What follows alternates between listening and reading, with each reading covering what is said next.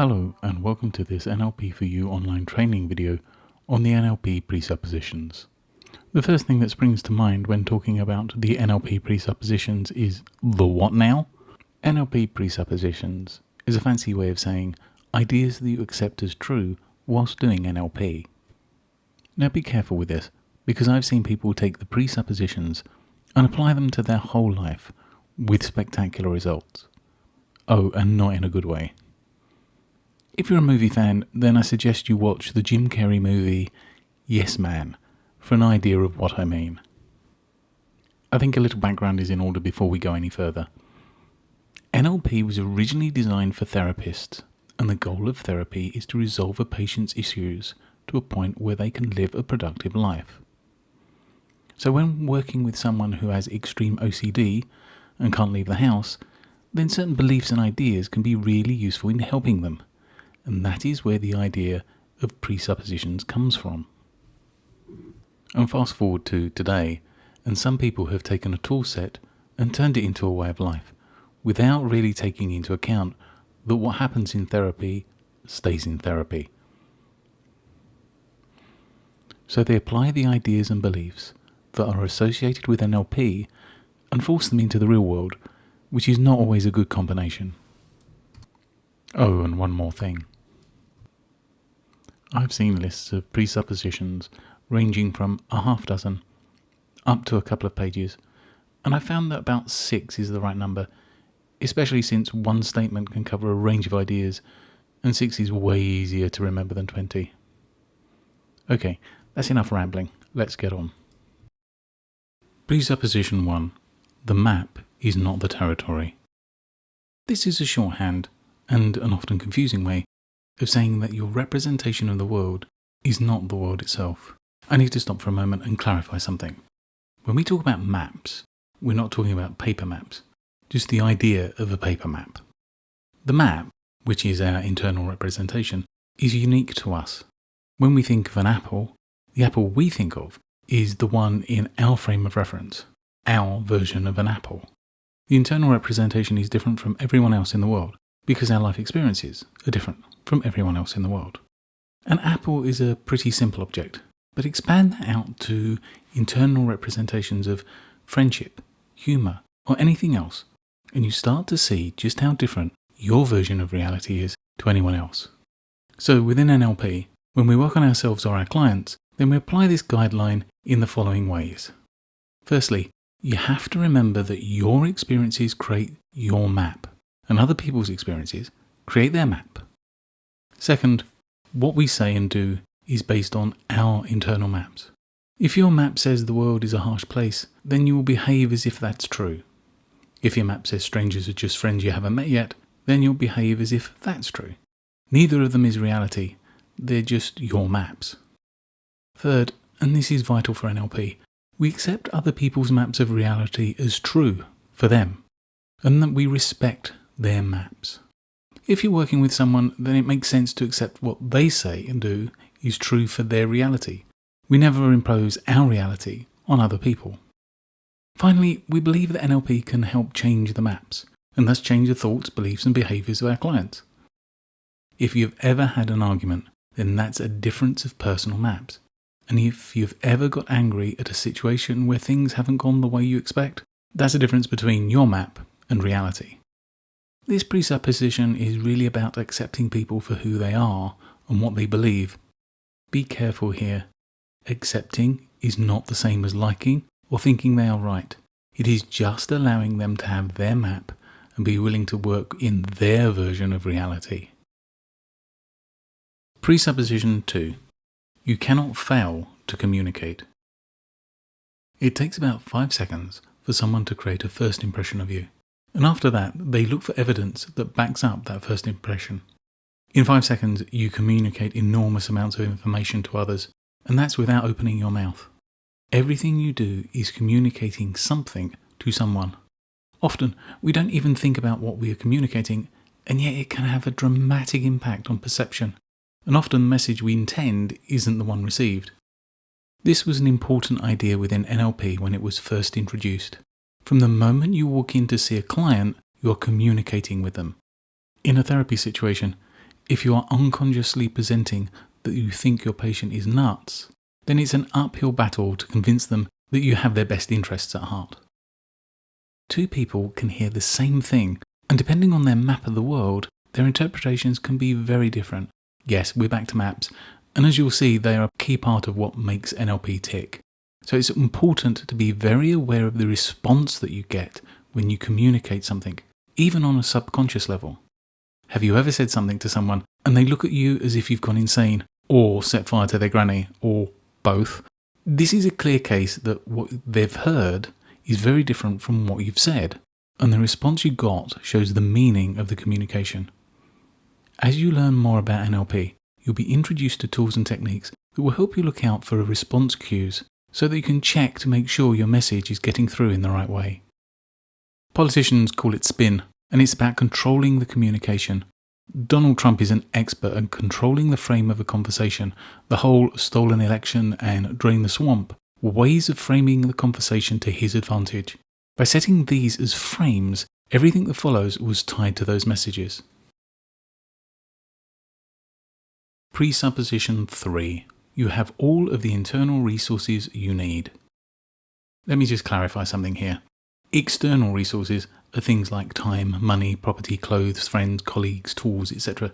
These are only available in the real world, are finite, there are only so much of them, and you need to obtain them. The internal resources are confidence, motivation, self-belief, perseverance, and things like that. They only exist in your mind, and they are the fuel that allows you to go out and get the external resources. Very often, we limit what we think we can achieve by telling ourselves we can't. It's beyond us. It's just not us.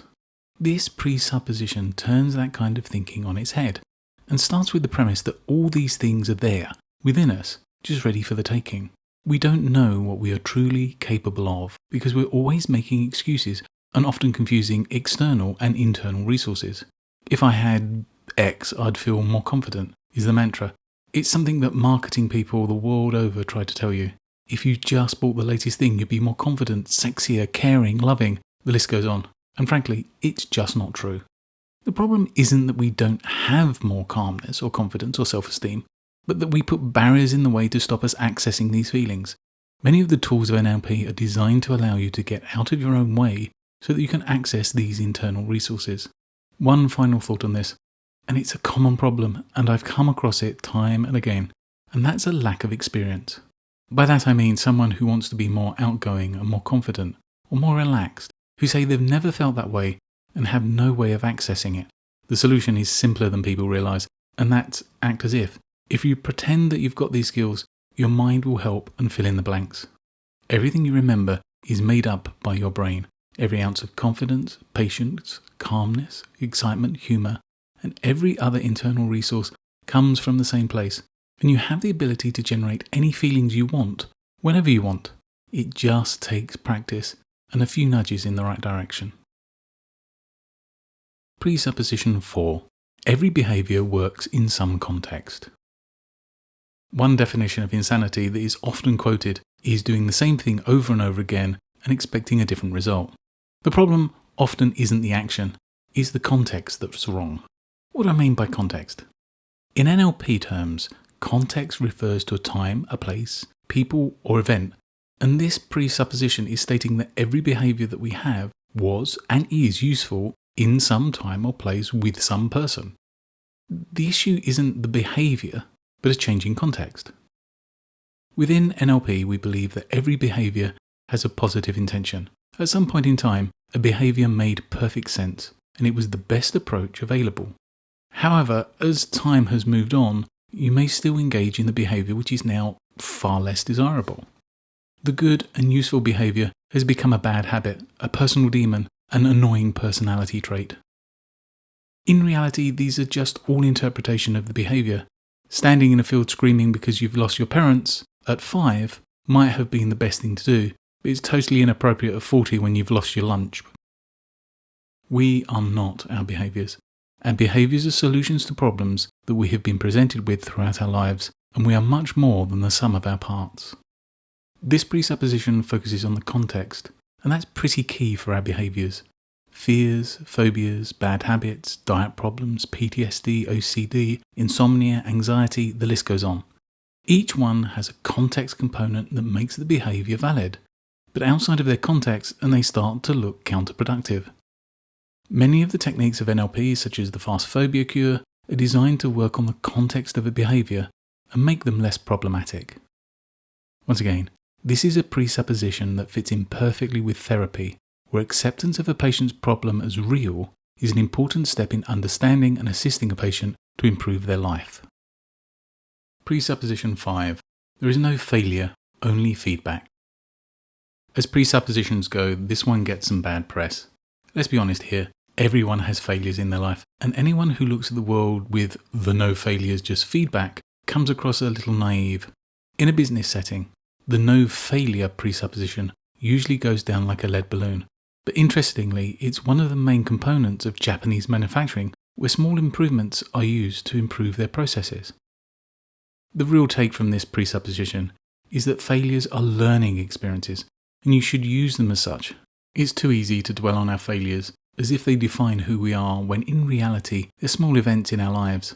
Yes, they can have long-term consequences, but the important thing is to learn from them and not get caught up in reliving them. This presupposition is about flexibility and change and is important for learning and growth. In nature, the organisms that are the most flexible are the ones that have the greatest influence on their environment. They learn from past mistakes and put it into action. Human beings have the capability to learn from a single event. One negative experience can be turned to our advantage or disadvantage, in the case of phobias, which are often based on single event learning. And this is an amazing facility which we tend to underutilise. One great thing of the failure feedback concept is the ability to take someone else's failure and success and learn from it. In NLP, this is called modelling, and there's a whole subculture of NLP practitioners and trainers that use modelling and failure feedback model. Unfortunately, rather than using it for general life success, it usually revolves around dating or bidding women, which I find both a little depressing and mildly disturbing. The important takeaway is that failure is not the end of the road, just a new beginning, and that learning from what has gone before is more important than stressing about it. Presupposition 6. People make the best choice available to them. We all have 20/20 hindsight, and if we look back over our lives, we can think back on all the bad decisions we've ever made. And there's the rub. Looking back, with what you know now, you would have made different decisions. But you didn't know, because if you did, you would have made a whole bunch of other bad decisions. Every decision you've ever made was based on what you knew at the time, your map of reality, the filters that you had in place, and the context which you were working with. Change any one of those and your decision would be different. The same goes for everyone else. We all make the best choice available with what we know. But what we know is our own version of reality and is as far removed from the real world as an abacus is from a smartphone. In addition, we have something called a personal ecology. This is our view of ourselves and our place in the world, and we will make decisions that fit into this. Basically, we try to avoid anything that seriously impacts the status quo of our lives. If you have a family and you've ever tried to make changes that no one else sees the need for, you've seen the effects of your ecology at work. No matter how hard you try, eventually everything falls apart and gets pulled back to where it all began. Now, this might be a little hard to believe, but taking all of this into consideration, at the end of the day, we always, and I do mean always, act in our own self-interest. I want to clarify that because it's often misconstrued as personal gain or self-benefit. What I mean by self-interest is that it fulfills a part of our positive self-image. There are people out there who are incredibly altruistic, who are always doing things for others, who will tell you that they don't do it for themselves. At the heart of it, though, after all the protestations, they are doing it because they feel it's the right thing to do. And that's self-interest. It benefits them because it fits in with who they are and how they see the world. It's part of their map. The main goal of modern NLP is to help people improve their lives, and one of the easiest is to teach people how to make better choices. This in turn means improving their maps and making decisions that are ecologically sound and are not open to self-sabotage. And there you have it. 6 presuppositions of NLP. They're pretty easy to remember and cover just about all of the bases. Yes, there are others, but most of them overlap and can be considered as subsections of these 6. If you want to see some of the others, then you can find a list with explanations on my website at www.nlpforyouonline.com. To paraphrase Pirates of the Caribbean, the presuppositions are more guidelines than rules. And that's it for this video. I hope you've enjoyed it and found it interesting, and you can like it, subscribe and leave a comment below if you wish. Until next time, goodbye and good mental health.